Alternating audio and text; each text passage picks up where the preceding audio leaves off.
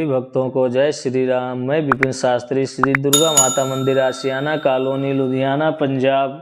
गुरु Vipin Shastri channel के माध्यम से आप सभी भक्तों के बीच शनिवार व्रत कथा लेकर उपस्थित हो रहा हूँ।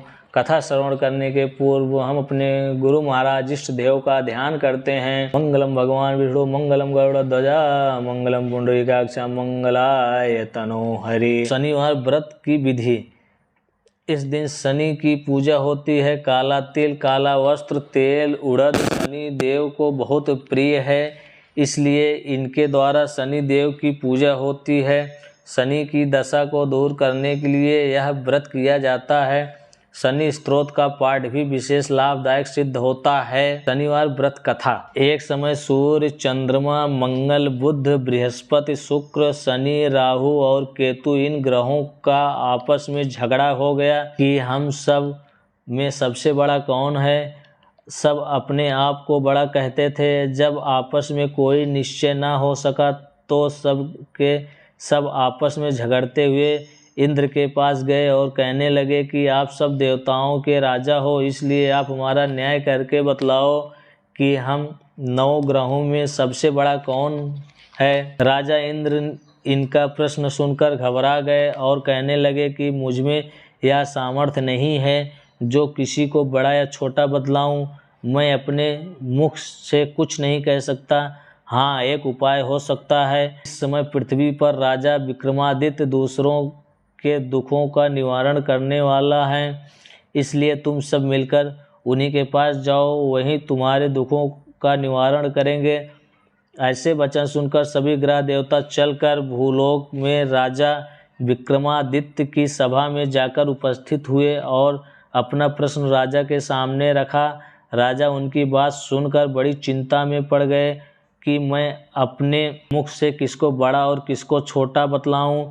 जिसको छोटा बतलाऊंगा वही क्रोध करेगा। परंतु उनका झगड़ा निपटाने के लिए एक उपाय सोचा कि सोना, चांदी, कांसा, पीतल, सीसा, गंगा, जस्ता, अभ्रक और लोहा 9 धातुओं के 9 आसन बनवाएं।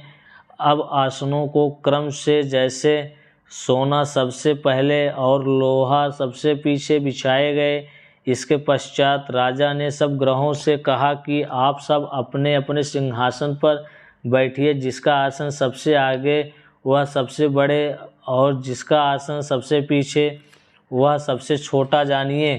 क्योंकि लोहा सबसे पीछे था और वह शनिदेव का आसन था, इसलिए शनिदेव ने समझ लिया कि राजा ने मुझको सबसे छोटा बना दिया है। इस पर शनि को बड़ा क्रोध आया और कहा कि राजा, तू मेरे पराक्रम को नहीं जानता। सूर्य 1 राशि पर 1 महीना, चंद्रमा 2.25 महीना 2 दिन, मंगल 1.5 महीना, बृहस्पति 13 महीने, बुध और शुक्र 1 महीने, परंतु मैं 1 राशि पर 2.5 अथवा 7.5 साल तक रहता हूँ। बड़े बड़े देवताओं को भी मैंने भीषण दुख दिया है। राजन सुनो, राम जी को 7.5 आई और वनवास हो गया और रावण पर आई तो राम ने लक्ष्मण के साथ सेना लेकर लंका पर चढ़ाई कर दी, रावण के कुल का नाश कर दिया।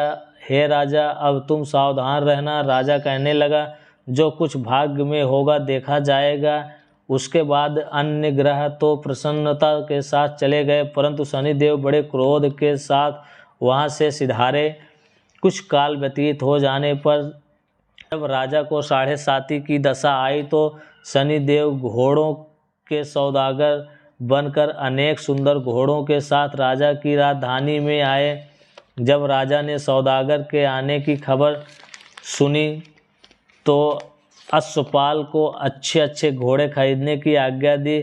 अश्वपाल ऐसी अच्छी नस्ल के घोड़े देखकर और उनका मूल्य सुनकर चकित हो गया और तुरंत ही राजा को खबर दी। राजा ने उन घोड़ों को देखकर एक अच्छा घोड़ा चुनकर सवारी के लिए चढ़ा। राजा घोड़े के पीठ पर चढ़ते ही घोड़ा जोर से भागा। घोड़ा बहुत दूर एक बड़े जंगल में जाकर राजा को छोड़कर अंतर्ध्यान हो गया। इसके बाद राजा अकेला जंगल में भटकता फिरता रहा। बहुत देर के पश्चात राजा ने भूख और प्यास से दुखी होकर भटकते भटकते एक ग्वाले को देखा। ग्वाले ने राजा को प्यास से व्याकुल देखकर पानी पिलाया। राजा की उंगली में एक अंगूठी थी, वह उसे निकालकर प्रसन्नता के साथ ग्वाले को दे दी और शहर की ओर चल दिया। राजा शहर में पहुंचकर एक सेठ की दुकान पर जाकर बैठ गया और अपने आप को उज्जैन का रहने वाला तथा अपना नाम बीका बतलाया। सेठ ने उसको कुलीन मनुष्य समझकर जल आदि पिलाया। भाग्यवश उस की दुकान पर बिक्री बहुत अधिक हुई। तब सेठ उसको भाग्यवान पुरुष समझकर भोजन कराने के लिए अपने साथ ले गया। भोजन करते समय राजा ने आश्चर्य की बात देखी कि खूंटी पर हार लटक रहा है और वह खूंटी उस हार को रही है। भोजन के पश्चात कमरे में आने पर जब सेठ को कमरे में हार न मिला तो सबने यही निश्चय किया कि सिवाय बीका के और कोई इस कमरे में नहीं आया, अतः अवश्य ही इसी ने हार चोरी किया है। परंतु बीका ने हार लेने से मना कर दिया। इस पर 5-7 आदमी इकट्ठे होकर उसको फौजदार के पास लाए।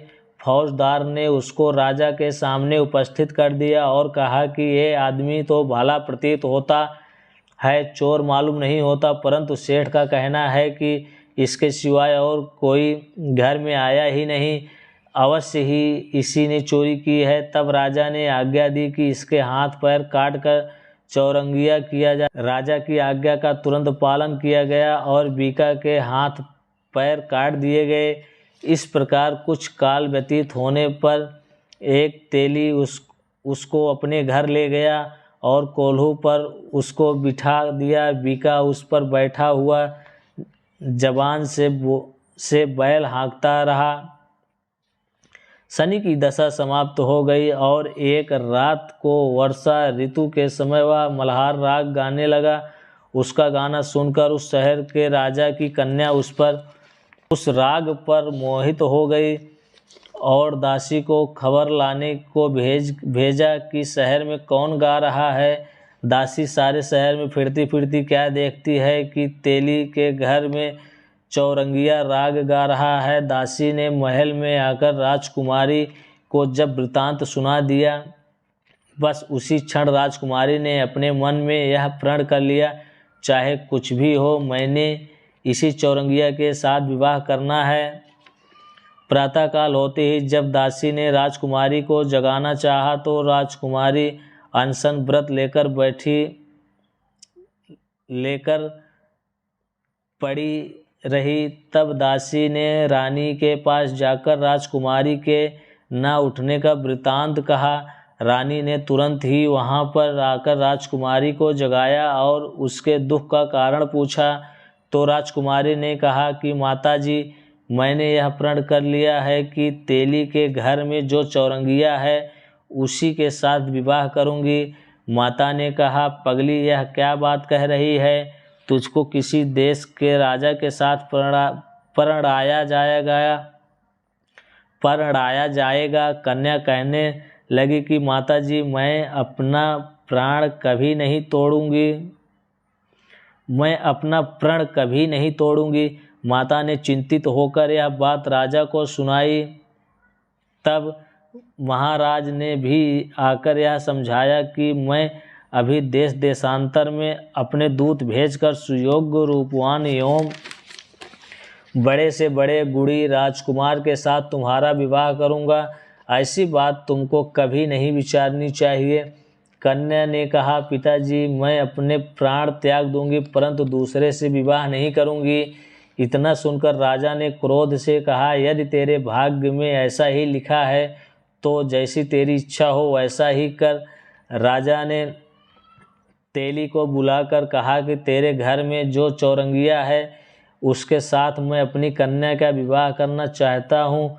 तेली ने कहा कि यह कैसे हो सकता है? कहाँ आप हमारे राजा और कहाँ मैं एक नीच तेली। परंतु राजा ने कहा कि भाग्य के लिखे को कोई नहीं टाल सकता, अपने घर जाकर विवाह की तैयारी करो। राजा ने उसी समय तोरण और बंधनवार लगवाकर अपनी राजकुमारी का विवाह चौरंगिया विक्रमादित्य के साथ कर दिया। रात्रि को जब विक्रमादित्य और राजकुमारी महल में सोए तो आधी रात के समय शनिदेव ने विक्रमा स्वप्न दिया और राजा से कहा, राजा कहो मुझको छोटा बतलाकर तुमने कितना दुख उठाया। राजा ने क्षमा मांगी। शनिदेव ने प्रसन्न होकर विक्रमादित्य को हाथ पैर दिए। तब राजा ने कहा, महाराज मेरी प्रार्थना स्वीकार करें कि जैसा दुख आपने मुझे दिया ऐसा और किसी को ना दें। शनिदेव ने कहा कि तुम्हारी यह प्रार्थना स्वीकार है। जो मनुष्य मेरी कथा सुनेगा या कहेगा उसको मेरी दशा में कभी किसी प्रकार का दुख नहीं होगा, और जो नित्य ही मेरा ध्यान करेगा या चींटियों को आटा डालेगा उसको सब मनोरथ पूर्ण होंगे। इतना कहकर शनिदेव अपने धाम को चले गए। राजकुमारी की आंख खुली और उसने राजा के हाथ पांव देखे तो आश्चर्य को प्राप्त हुई। उसको देखकर राजा ने अपना समस्त हाल कहा कि मैं उज्जैन का राजा विक्रमादित्य हूँ। यह बात सुनकर राजकुमारी अत्यंत प्रसन्न हुई। प्रातःकाल राजकुमारी से उसकी सखियों ने पूछा तो उसने अपने पति का समस्त वृत्तांत कह सुनाया। तब सबने प्रसन्नता प्रकट की और कहा कि ईश्वर ने आपकी मनोकामना पूर्ण कर दी। जब उस सेठ ने यह बात सुनी तो वह विक्रमादित्य के पास आया और राजा विक्रमादित्य के पैरों पर गिरकर क्षमा मांगने लगा। आप पर मैंने चोरी का झूठा दोष लगाया, अतः आप मुझको जो चाहे दंड दें। राजा ने कहा, मुझ पर शनिदेव का कोप था, इसी कारण यह सब दुख मुझको प्राप्त हुआ। इसमें तुम्हारी कोई दोष नहीं। तुम अपने घर जाकर अपना कार्य करो। सेठ बोला कि मुझे तभी शांति मिलेगी जब आप मेरे घर चलकर प्रीत पूर्वक भोजन करोगे। राजा ने कहा कि जैसी आपकी मर्जी हो वैसा ही करें। सेठ ने अपने घर जाकर अनेक प्रकार के सुंदर भोजन बनवाए और राजा विक्रमादित्य को प्रीति भोज दिया। जिस समय राजा भोजन कर रहे थे एक अत्यंत आश्चर्य की बात सबको दिखाई दी। जो खूंटी पहले हार निगल गई थी वह अब हार उगल रही है। अब भोजन समाप्त हो गया तो सेठ ने हाथ जोड़कर बहुत सी मोहरें राजा को भेंट की और कहा कि मेरी श्री कौरी नामक एक कन्या है, उसका पाणी ग्रहण आप करें। इसके बाद सेठ ने अपनी कन्या का विवाह राजा के साथ कर दिया और बहुत सा दान दहेज आदि दिया। इस प्रकार कुछ दिनों तक वहाँ निवास करने के पश्चात विक्रमादित्य ने शहर के राजा से कहा कि अब मेरी उज्जैन जाने की इच्छा है। फिर कुछ दिन के बाद विदा लेकर राजकुमारी मन भावनी सेठ की कन्या श्री कौरी तथा दोनों जगहों से दहेज में प्राप्त अनेक दास दासी रथ और पालकियों सहित विक्रमादित्य उज्जैन की तरफ चले। जब शहर के निकट पहुँचे और पूर्ववासियों ने राजा के आने का संवाद सुना तो समस्त उज्जैन की प्रजा अगवानी के लिए आई। तब बड़ी प्रसन्नता से राजा अपने महल में पधारे। सारे शहर में बड़ा भारी महोत्सव मनाया गया और रात्रि को दीपमाला की गई। दूसरे दिन राजा ने शहर में यह सूचना कराई कि शनिश्चर देवता सब ग्रहों में सर्वोपरि हैं। मैंने इनको छोटा बतलाया, इसी से मुझको यह दुख प्राप्त हुआ। इस कारण सारे शहर में सदा शनिश्चर की पूजा और कथा होने लगी। राजा और प्रजा अनेक प्रकार के सुख भोगती रही। जो कोई शनिश्चर की इस कथा को पढ़ता या सुनता है शनिदेव की कृपा से उसके सब दुख दूर हो जाते हैं। शनिवार की कथा को व्रत के दिन अवश्य पढ़ना चाहिए। ओम शांति, ओम शांति, ओम शांति। श्री शनिदेव की आरती। जय जय शनिदेव महाराज, जन के संकट हरने वाले तुम सूर्यपुर। जय जय शनिदेव महाराज, जन के संकट हरने वाले तुम सूर्य पुत्र बलधारी, भय मानत दुनिया सारी जी। साधत हो दुर्लभ काज, जन के संकट हरने वाले। तुम धर्मराज के भाई, जम क्रूरता पाई जी। घन गर्जन करत आवाज, जन के संकट हरने वाले। तुम नील देव विकरारी, भैंसा पर करत सवारी जी। कर लोह गदा रहे साज, जन के संकट हरने वाले। तुम भूपति रंक बनाओ, निर्धन सिर छत्र धराओ जी।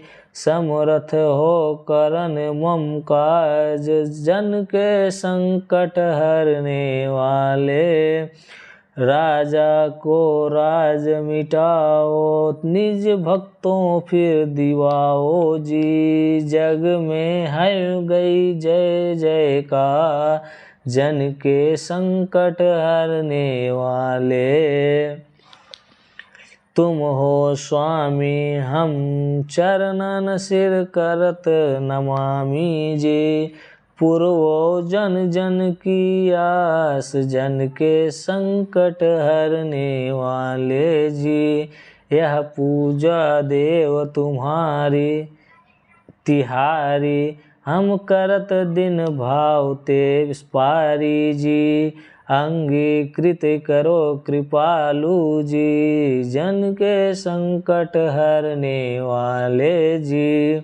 भू सुधि दुष्ट निहारो, क्षमियो अपराध हमारो जी। है हाथ तिहारे ही ला, जन के संकट हरने वाले जी। हम बहुत विपत्ति घबराए, शरणागति तुमरी आए जी। प्रभु सिद्धि करो सब काज, जन के संकट हरने वाले जी।